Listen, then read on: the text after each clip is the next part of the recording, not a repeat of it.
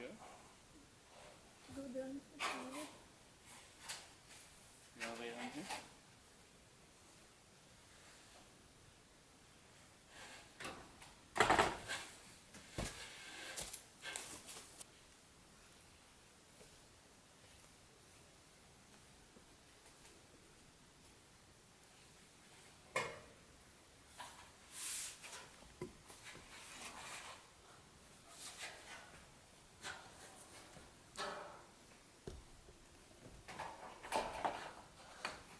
You need me to hold it while you reposition?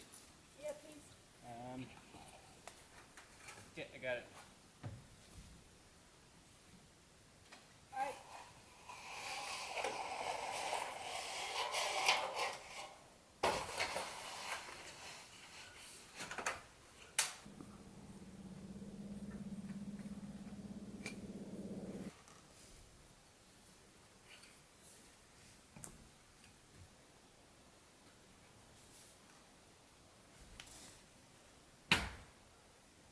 Ready?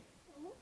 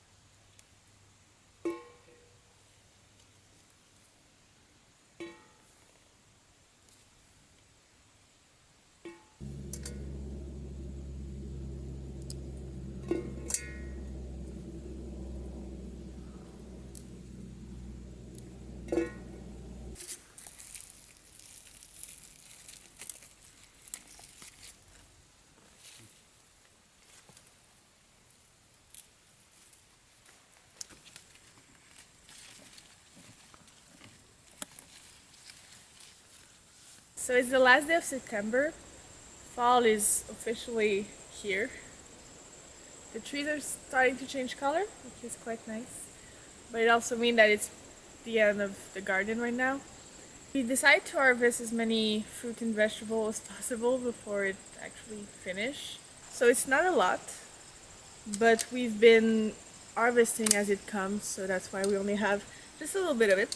Every time we would find one that was ripe enough, we would just pluck it off and eat it. So after 4 months of taking care of this garden, we figured out some mistakes that we made, and so we thought we would share them with you. So the first mistake that we made was about our strawberry plant. We put it up in soil at the beginning of the summer, and the person from which we bought it from said that it would propagate, and it started doing that, and I was very happy because it was kind of overtaking the raised bed. But I figured out at one point that this is what was growing. It looks kind of similar to it. They look pretty similar. The only difference is that this one is narrower and it's a little bit hairy compared to this one, which is very smooth. They also grow in like 3 the same way. So I thought it was strawberries, but it turns out to just be weeds. And it overtook the whole raised bed and kind of suffocated the strawberries, which is why they grew up to be so high instead of bushy. And we only got 1 strawberries from it, so it was very sad. Right now you're looking at our best tomato plant. It is clearly the winner out of the 6 that we planted. So you can see just how many tomatoes it's actually growing. And we realized why that is. Basically, the mistake that we made with the other 5 is that we planted them way too early.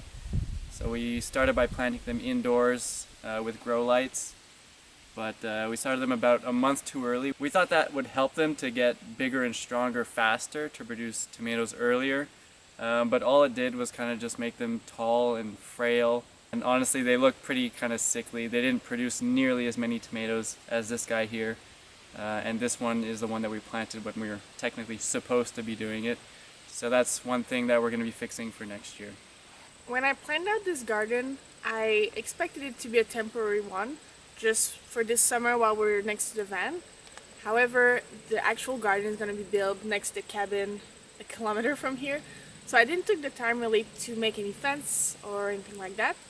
And I was told that all my fruits and vegetables would be eaten by deer, raccoon, you name it.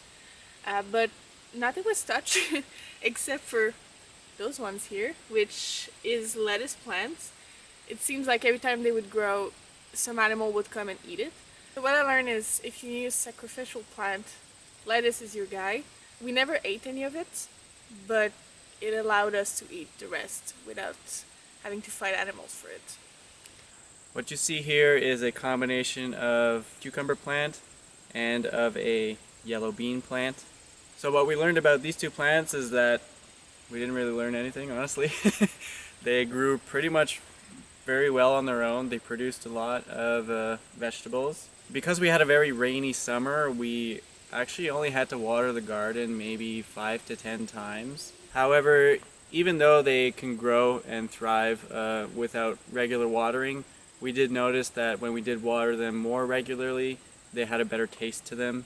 I think in the future we're just going to water them more regularly, but besides that, we're pretty happy with the way they turned out.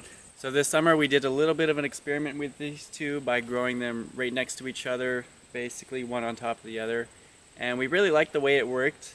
And I think what we learned is that next year we're going to experiment a little bit more with growing things a little bit more together, layering our plants a little bit more, having them closer together, and having them very spaced out in their own kind of boxes and areas. That way it could be a little bit more condensed, a little bit more concentrated of a garden, so we can fit more plants in a smaller amount of area. This summer we planted 2 zucchini plants. They're not too far from each other and they both did very well, even though we didn't really water them or anything like that. Honestly, zucchinis are just the easiest vegetables to grow to me. They just do their own thing. So even at the end of September, we still have new flowers coming out and new zucchini growing. Next year, I do plan on planting a lot more of them. One, because they're very easy to do, but also second because I saw that you could dry them and make flour out of it, and I'm excited to experiment with that. So these are two of our bell pepper plants. We had a third one that was next to a zucchini over there. And these two plants produced a little bit more than the single one over there. They produced, I think, 3 or 4 bell peppers each, whereas the other one only had maybe 1 or 2. And we've kind of read online, we've heard stories where if you plant bell peppers close together, their leaves touching each other kind of stimulates growing of more bell peppers. We're not sure if that's true or not. Based on our small sample size, these ones did produce a little bit more than the other ones, so maybe the stories are true.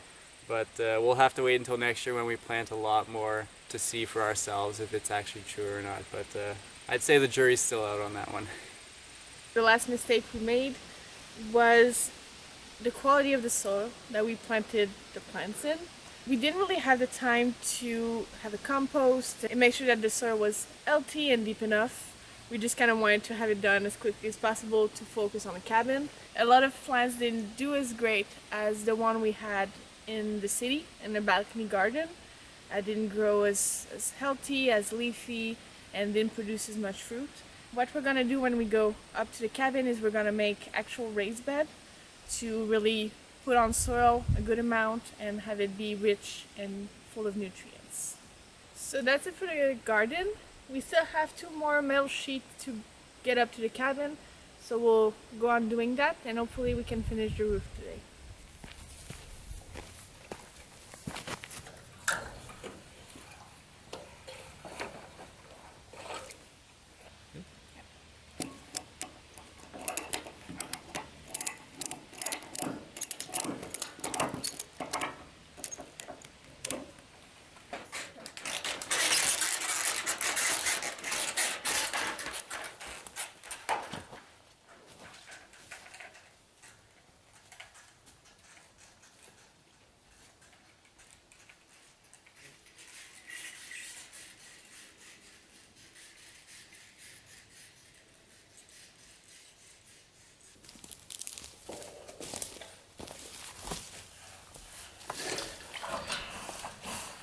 Come around the side like we're going to do.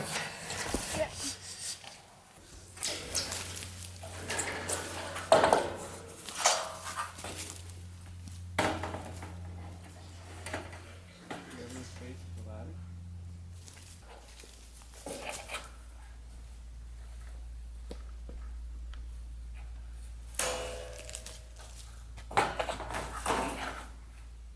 What do you? Yeah. Hurry up.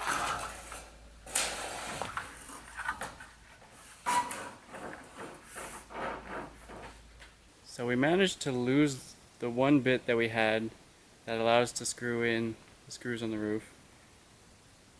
It has to have fallen off within the last 10 minutes because we definitely saw it this morning. So now we just have to search the ground until we find it. Otherwise, we have to do something else today. Nick found it. It's right here. Yes.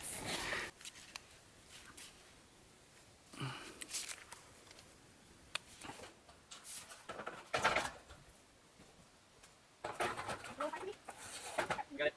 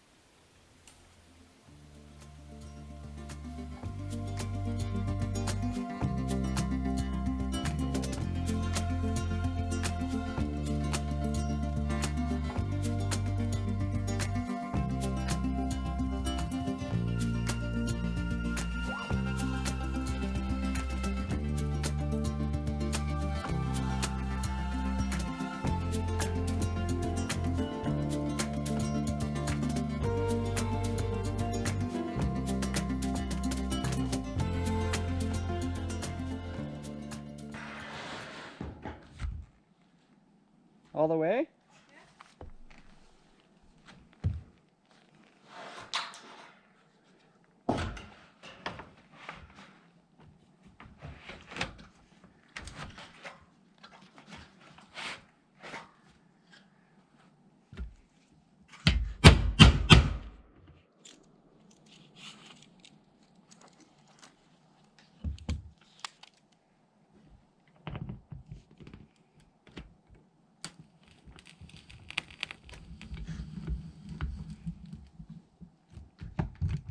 All right.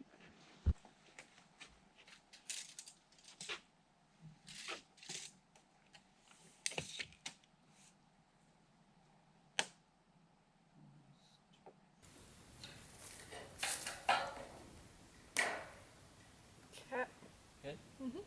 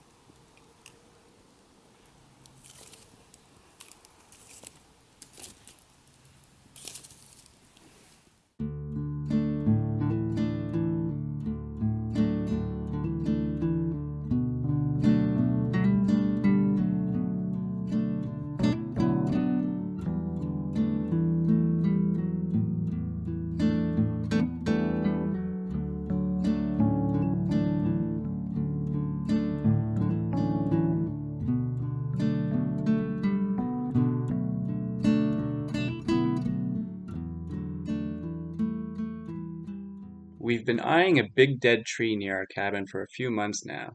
Based on its height, we're worried that if it happened to fall in the wrong direction, it could do some damage to our cabin. Not wanting to take any chances, we decided to cut it now.